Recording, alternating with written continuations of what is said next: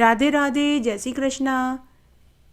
आप सभी के ऊपर देवों के देव महादेव और माता पार्वती जी का आशीर्वाद हमेशा बना रहे। आज मैं आपको नाग पंचमी पर सुनी जाने वाली प्रमुख प्रमुख कहानियाँ सुनाने जा रही हूँ। अगर आप नाग पंचमी का व्रत करते हैं, इस दिन अगर आपको नाग दिख जाए तो नाग की पूजा जरूर करें, उसे कच्चा दूध और मिठाई खिलाएं। अगर सपेरा मिले तो उसकी भी पूजा करें और अपनी सामर्थ्य अनुसार उसे भी दान दक्षिणा दें। इससे नाग पंचमी के व्रत का संपूर्ण फल प्राप्त होगा। आइए अब हम नाग पंचमी की प्रमुख प्रमुख कहानियां सुनते हैं। एक बार बहुत छोटा सा गांव था। उस गांव में एक साहूकार दंपति अपने 7 बेटा बहुओं के साथ रहते थे। 6 बड़ी बहुओं के तो मायका था। माता पिता, भाई भाभी, भतीजे भतीजी सभी थे, लेकिन 7वीं बहू के मायका नहीं था, क्योंकि जब वह पैदा हुई तो उसके कुछ बरस के बाद ही उसके माता पिता एक अज्ञात बीमारी से चल बसे। दूर के रिश्ते के मामा ने ही 7वीं बहू को पाल पोस कर बड़ा किया था और उन्होंने ही उसका ब्याह किया था। तब एक बार की बात है, साहूकार दंपति ने अपनी 7 बहुओं को जोहड़ से मिट्टी लाने के लिए भेजा। जब वे वहां मिट्टी खोद रही थी तो उन्हें एक सांप दिखाई दिया। 6 बड़ी बहुएं सांप को मारने लगी तो छोटी बहू ने सांप को मारने नहीं दिया। 7वीं बहू ने सर्प को अपना धर्म का भाई बना लिया। उसके बाद वे मिट्टी लेकर घर आ गई। घर आने के बाद 6 बड़ी जिठानियां आपस में बातें करने लगी कि कल मिट्टी लाने की बारी 7वीं बहू की है। वहां पर वह सर्प अभी भी बैठा है। हम कल उसे अकेले ही मिट्टी लेने के लिए भेजेंगे। जब वह मिट्टी खोदेगी तो वह सर्प इसको डस लेगा और इसकी मृत्यु हो जाएगी। दूसरे दिन 7वीं बहू अकेले ही मिट्टी लेने गई। जब वह मिट्टी खोद रही थी तभी उसे वह सर्प वापस वहीं दिखाई दिया। 7वीं बहू ने सर्प से कहा कि भाई जी राम राम। तो सर्प बोला, तूने मुझे भाई बोलकर राम राम कहा, नहीं तो मैं तुझे डस लेता। तो 7वीं बहू बोली कि आप मुझे कैसे डस लेते, आप तो मेरे धर्म के भाई हो। और फिर 7वीं बहू नाग देवता से बोली कि जीवो नाग नागलिया, जीवो वासु की नाग, जीने मेरो लाड लडायो, नेवर घाली पाँव। ऐसा सुनते ही उस सर्प ने 7वीं बहू को खूब सारे सोने के जेवर दिए, जिन्हें पहनकर 7वीं बहू मिट्टी लेकर घर आ गई। 7वीं बहू को सोने में मंडी हुई देखकर सभी जिठानियां जल भुन गई। वे आपस में बातें करने लगी कि हमारा तो मायका भी है, भाई बहन, माता पिता सभी हैं, इसके तो मायका भी नहीं है, फिर भी इसके इतने सारे जेवर हैं। सभी जिठानियां बोली कि इसे तो सांप देवता ने नहीं खाया, वहां से भी ये जिंदा वापस आ गई। थोड़ी देर के बाद वही सांप मनुष्य रूप धारण करके 7वीं बहू का भाई बनकर उसे लेने के लिए आया और वह बोला कि मैं अपनी बहन को लेने आया हूँ। मेरी माँ ने कहा है कि पहला बच्चा तो मायके में ही होना चाहिए। तो जिठानियां आपस में बोली कि हमारा तो पीहर भी है, हमें तो हमारा भाई कभी लेने ही नहीं आया, इसके तो पीहर भी नहीं है, फिर भी इसका भाई इसको लेने आया है। उसके बाद जिठानियां 7वीं बहू से बोली कि बहू पहले सिर धो लो और फिर हाथों पाँवों में मेहंदी लगा लो, उसके बाद ही तुम मायके में जाना। 7वीं बहू ने ऐसा ही किया। उसके बाद 7वीं बहू अपने भाई के साथ अपने मायके में चल दी। रास्ते में उन्हें खून की नदी बहती हुई मिली। तो बहू बोली कि भैया मैं नदी कैसे पार करूंगी। तो मनुष्य रूप में भाई बना वह सर्प बोला कि बहन, मैं तेरा भाई नहीं बल्कि वही सर्प हूँ जिसे तूने राम राम बोला था। जब मैंने अपनी माँ को तेरे बारे में बताया तो मेरी माँ ने कहा कि अगर उसने तुझे भाई बोला है तो उस नाते मैं उसकी माँ हुई। जा तू उसे मायके में लेकर के आ, पहला बच्चा मायके में ही होना चाहिए। बहन, अब हम पाताल लोक में चलेंगे, इसलिए मैं सर्प का रूप धारण कर रहा हूँ, तुम डरना मत। तुम मेरी पूंछ पकड़ लेना, हम पाताल लोक में पहुँच जाएंगे। उसके बाद भाई ने सर्प का रूप बनाया। बहन ने सर्प की पूंछ पकड़ी और खून की नदी पार करने लगे। उसी समय खून की नदी दूध की नदी में बदल गई। फिर वे पाताल लोक में पहुंच गए। पाताल लोक में महल नुमा आलीशान मकान था। वहां यीशु आराम के सभी साधन थे। सातवीं बहू वहां अपनी नागिन माँ से मिली और अपने भाई की पत्नी से मिली। वहां सभी मनुष्य की वाणी में बोल रहे थे। सबके शरीर तो सर्प के थे, लेकिन चेहरा उनका मनुष्य का था। तब सातवीं बहू वहां यीशु आराम से रहने लगी। खाने पीने के लिए उसे स्वादिष्ट चीजें दिए जाने लगी। तब एक दिन उसे प्रसव पीड़ा हुई। तब उसने एक सुंदर नवजात बच्चे को जन्म दिया। बच्चे को देखकर नानी और मामा बहुत खुश हुए। वहां पाताल लोक में एक नियम था। रोज एक बहुत बड़े कढ़ा में दूध गर्म किया जाता था, फिर उसे ठंडा किया जाता। वहां एक बहुत बड़ा पीतल का घंटा था। जब दूध ठंडा हो जाता तो घंटा बजाया जाता, तो सभी छोटे बड़े नाग आते और उस कड़ा में मुंह डाल करके दूध पीते। तब एक दिन सातवीं बहू ने अपनी नागिन माँ से कहा कि अपने भाइयों को दूध मैं पिलाऊंगी। नागिन माँ ने कहा कि बेटी, अगर किसी दिन तुमने गर्म दूध पर ही घंटा बजा दिया तो अनर्थ हो जाएगा। लेकिन सातवीं बहू ने अपनी नागिन माँ से कहा कि माँ, मैं ऐसी गलती कभी नहीं करूँगी। इस तरह अब रोज सातवीं बहू कड़ा भर कर दूध गर्म करती। जब वह ठंडा हो जाता तो घंटा बजाती, तो छोटे बड़े सभी नाग आते और कड़ा में मुंह डाल करके दूध पीते और चले जाते। लेकिन एक दिन जब सातवीं बहू कड़ा भर कर दूध गर्म कर रही थी, तभी गलती से उसने घंटा बजा दिया। सभी छोटे बड़े नाग आए और कड़ा में मुंह डाल करके दूध पीने लगे, तो उनका सबका मुंह जल गया। किसी का मुंह तो किसी का फन जल गया। वे सभी क्रोधित हो गए और अपनी माँ से बोले कि माँ, हम अपनी बहन को खाएंगे। माँ ने कहा कि बेटा, यह तुम्हारी बहन है, यह तुमको आशीर्वाद देगी। उसके बाद बहन ने अपने भाइयों को आशीर्वाद दिया। इस तरह समय गुजरने लगा।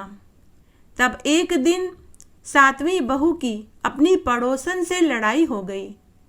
लड़ाई में पड़ोसन से कहा, मेरे खांड्या बांड्या भाई की सौगंध।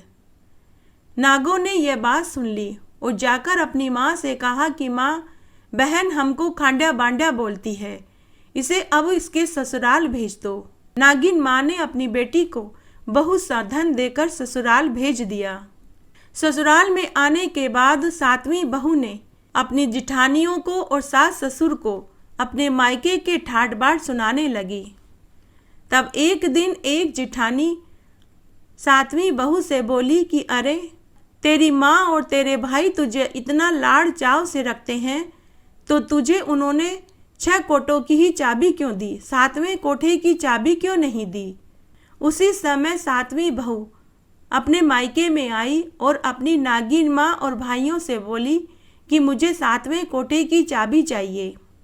भाइयों ने और नागिन माँ ने अपनी बहन से कहा कि 7वें कोठे की चाबी मत लो, नहीं तो तुम बहुत पछताओगी। लेकिन वह नहीं मानी। थक हार कर नागिन माँ और उसके भाइयों ने अपनी बहन को 7वें कोठे की चाबी दे दी। बहू ने 7वें कोठे को खोल करके देखा तो उसमें वासुकी नाग झूले पर झूला झूल रहा था। वासुकी नाग को देखते ही सातवीं बहू ने कहा कि बाबा राम राम। तो वासुकी नाग ने कहा कि तूने मुझे बाबा भी कहा और राम राम भी कहा, इसीलिए मैं तुझे छोड़ रहा हूँ, नहीं तो मैं कब का तुझे निगल लेता। तो सातवीं बहू बोली कि बाबा, आप तो मेरे धर्म के पिता हो आप मुझे कैसे निगल सकते थे।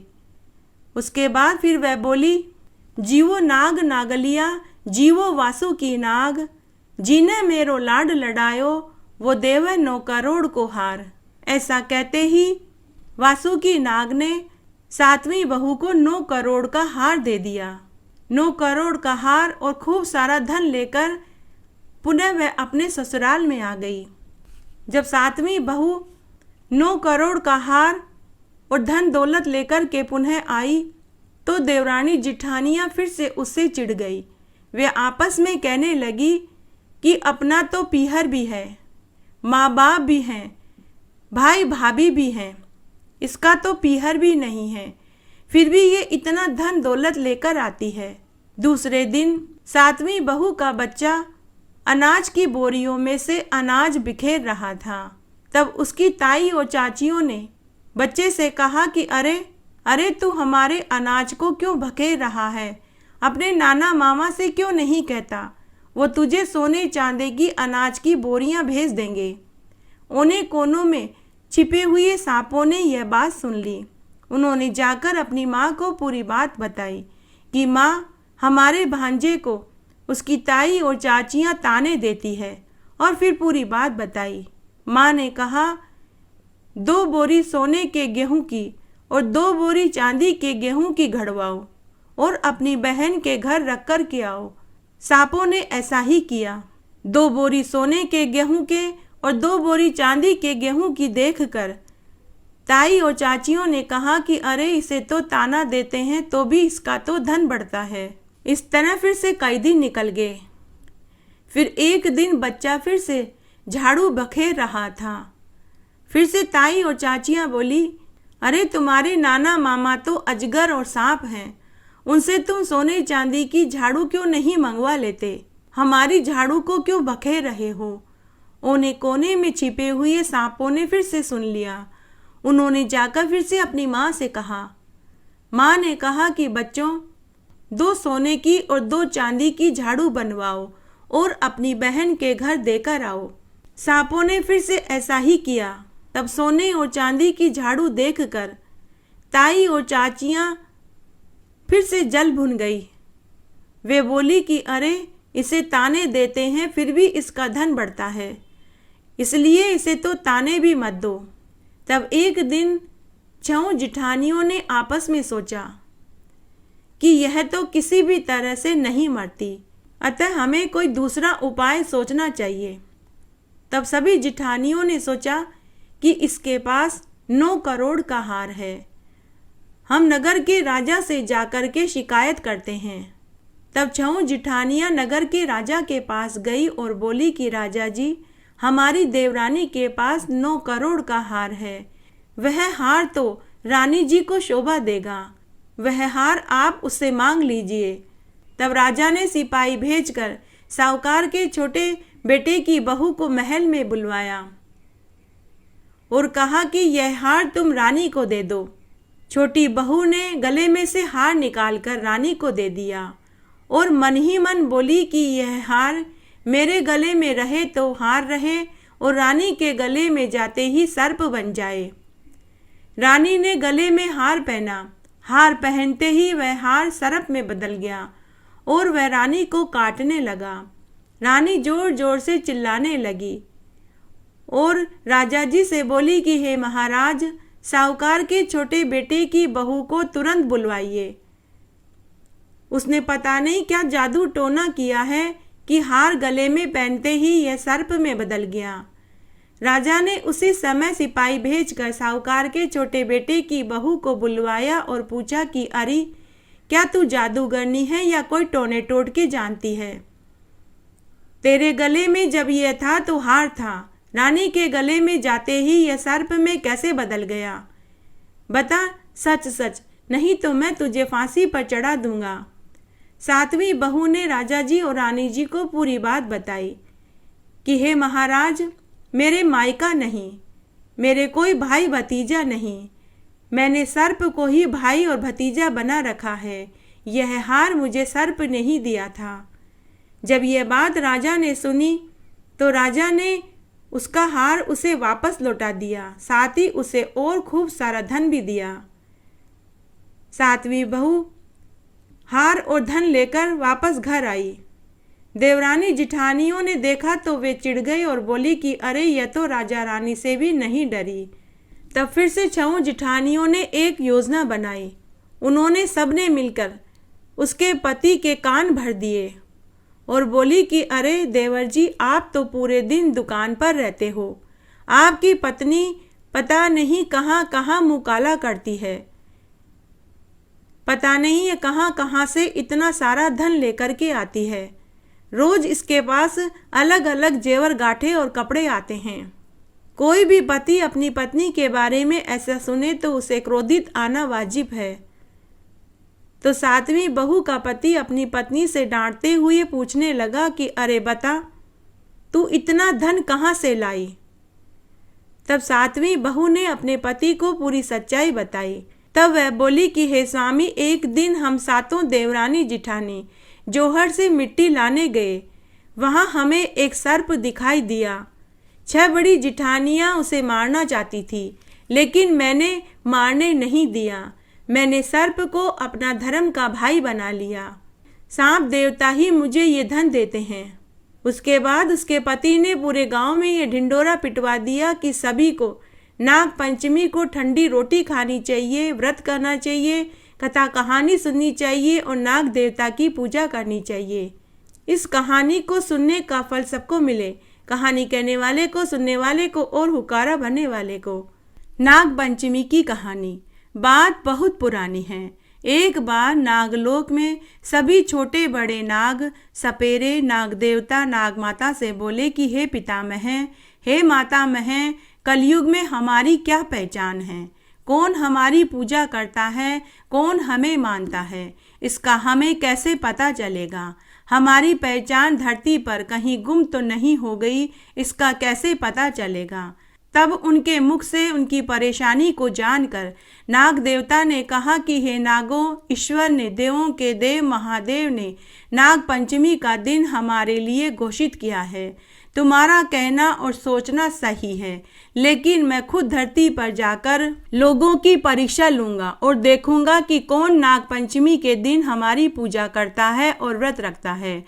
जो नाग पंचमी के दिन हमें पूजेंगे, व्रत करेंगे, मैं उन्हें दुनिया के सारे सुख प्रदान कर दूंगा और जो नहीं करेंगे उन्हें मैं शाप दे दूंगा। तब नाग देवता और नाग माता अपने एक नाग पुत्र को लेकर धरती पर पहुंचे। उन्होंने एक वृद्ध दंपति का वेश बनाया तथा अपने पुत्र को भी मानव पुत्र का रूप दिया। उस दिन नाग पंचमी का दिन था। तब नाग दंपति घूमते घूमते एक गांव में पहुंचे। वहां गांव में सपेरे सर्पों की टोकरी लिए बीन बजाते हुए इधर उधर घूम रहे थे, लेकिन कोई भी सपेरे के आगे उसके नाग को कुछ भी नहीं दे रहे थे। नाग दंपति ने सपेरे से पूछा कि अरे भाई, तुम्हारा यहाँ कैसे गुजारा होता है? कौन तेरा और तेरे नाग का पेट भरता है? तो सपेरा दुखी होते हुए बोला कि अरे भाई, क्या बताऊं, बड़ी मुश्किल से गुजारा होता है।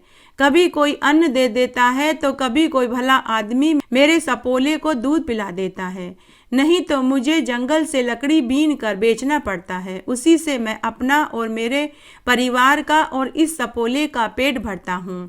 तब नाग देवता जो वृद्ध के वेश में था, उसने कहा कि अरे, आज तो नाग पंचमी का इतना बड़ा त्योहार है, आज के दिन भी तुम्हें और तुम्हारे नाग को ये लोग कुछ नहीं दे रहे। तो उस सपेरे ने मना कर दिया। यह सुनते ही नाग देवता को बहुत क्रोध आया। तब नाग दंपति अपने पुत्र को लेकर एक हवेली नुमा मकान में गए और दरवाजा खटखटाने लगे। तो उसमें से एक बहुत पैसे वाले सेठ सेठानी आए। नाग माता ने कहा कि सेठ जी, मेरा पुत्र 2 दिन से भूखा है, कृपया बच्चे को दूध पिलाने के लिए कुछ पैसे दे दीजिए, ज्यादा नहीं तो 1 कटोरी दूध ही दे दीजिए। ऐसा सुनते ही दोनों सेठ सेठानी क्रोधित होकर बोले कि जाओ यहाँ से, हमारे पास तुम्हें देने के लिए रुपया और दूध नहीं है। और फिर नौकरों से कहकर उन्हें धक्का देकर निकाल दिया। नाग दंपति अपने नाग पुत्र को लेकर गांव के सभी घरों में इसी तरह फिरते रहे, लेकिन किसी ने भी उनकी मदद नहीं करी। फिर वे गांव में राजा के घर पहुंचे, लेकिन राजमहल में भी किसी ने उनकी सहायता नहीं करी। फिर नाग दंपति ने देखा कि आज तो नाग पंचमी थी, लेकिन कोई भी स्त्री पुरुष नागों की न तो पूजा कर रहे हैं न ही व्रत रख रहे हैं। तब नाग देवता अपनी पत्नी से बोला कि हे प्रिय, नागलोक में सभी नागों व सर्पों का कहना बिल्कुल सही था। यहाँ धरती पर तो कोई भी हमारी न पूजा कर रहा है, न ही कोई व्रत रख रहा है और न ही कोई सर्पों को दूध पिला रहा है। महादेव भगवान ने हमारे लिए नाग पंचमी का दिन निश्चित किया था। आज के दिन सभी स्त्री पुरुषों को सर्पों की पूजा करनी चाहिए थी, व्रत रखना चाहिए था और सर्पों को दूध पिलाना चाहिए था। अगर ये लोग आज नाग पंचमी का व्रत रखते, सर्पों की पूजा करते, तो हम लोग इन्हें धन धान्य सुख और सौभाग्य ही देते। महादेव भगवान ने हमारे लिए नाग पंचमी का दिन निश्चित किया था कि आज के दिन सभी स्त्री पुरुष नागों और सर्पों की पूजा करेंगे, उन्हें दूध पिलाएंगे और व्रत रखेंगे, तो हम उन्हें वरदान के रूप में धन, पुत्र, वैभव और सौभाग्य देते और साथ ही वे सभी पापों से मुक्त हो जाते। हे देवी, आज धरती का दृश्य देखकर मैं अत्यंत दुखी हो गया। आज मैं इन्हें शाप देता हूँ। अभी नाग देवता की बात पूरी ही होने वाली थी कि उन्होंने देखा कि एक साहूकार परिवार के बेटे की बहू थाली में पूजा की सामग्री और ओढ़नी, कच्चा दूध, मिठाई, इत्र, फूल आदि लेकर सपेरे के पास आई। उसने सपेरे से कहा कि भाई, आज मेरा नाग पंचमी का व्रत है। आज मैं नाग की पूजा करना चाहती हूँ। क्या तुम अपने नाग को टोकरे में से निकाल दोगे? तब सपेरे ने नाग को टोकरे में से निकाला। साहूकार के बेटे की बहू ने नाग की पूजा करी, नाग को मिठाई खिलाई, फिर सपेरे की पूजा करी और उसे कपड़े और दक्षिणा के रुपए दिए। जब नाग दंपति ने साहूकार के बेटे को नाग पंचमी की पूजा करते हुए देखा तो वे उसके पास गए और बोले कि बेटी, हम और हमारा बच्चा 2 दिन से भूखे हैं। क्या हमें खाने को भोजन और हमारे भूखे बच्चे को पीने के लिए दूध मिलेगा? तो साहूकार के बेटे की बहू बोली कि बाबा, माँ, जरूर मिलेगा। आप मेरे साथ मेरे घर चलिए।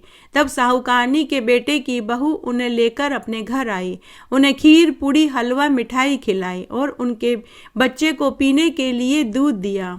जब वे जाने लगे तो उन्होंने साहूकार के बेटे की बहू को पूरी सच्चाई बताई कि हम नाग देवता और नाग माता हैं। हम आज नागलोक से पृथ्वी के लोगों की परीक्षा लेने आए थे।